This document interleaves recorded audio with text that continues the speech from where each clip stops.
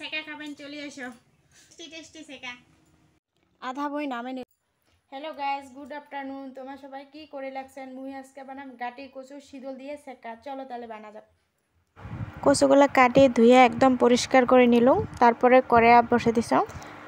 তারপরে কড়াই দেওয়ার পর তেল দিয়ে রসুন টসুন এগুলো দিয়ে দিলাম শীতল রসুন আর শুকনা মরিচ করা দাও অল্প তেল দিয়ে শীতল শুকনো মরিচ আর রসুন দিয়ে ভাজা ভাজা করে নিল তারপর এলা শুকনো মরিচ আর রসুন ভাজা হয়ে গেল এলা দিম কচুগুলো বন্ধ কর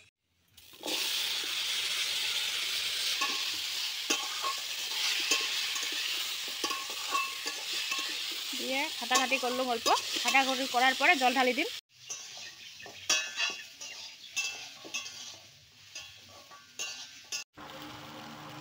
অল্প ঘাটে লবণ আর হলদি দিয়ে দিল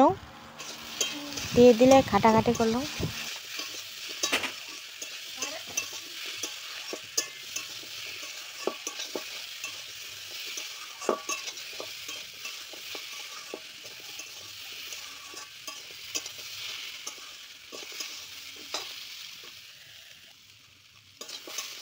অল্প খাটি নেওয়ার পরে জল দিলাম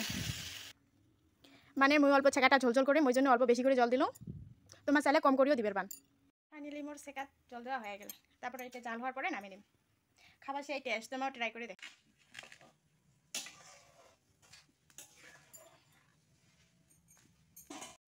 এলা মুই দিম ছোটা অল্প জাল হওয়ার পরে ছোটাটা দিয়ে দিলাম ছোটা দেওয়ার পরে দেখো কেমন লাল হয়ে ফুলছে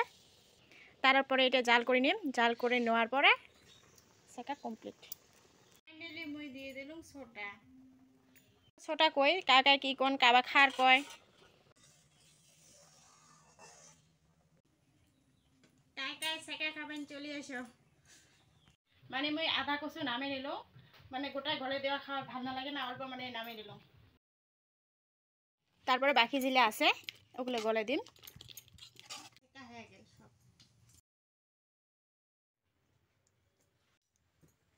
এই যে সেকা দেখো পুরো টেস্টি হয়েছে কাবা খান যেহেতু আসো আরো ঢেকিয়া শাক ভাজা আরো আচার আরো ভাত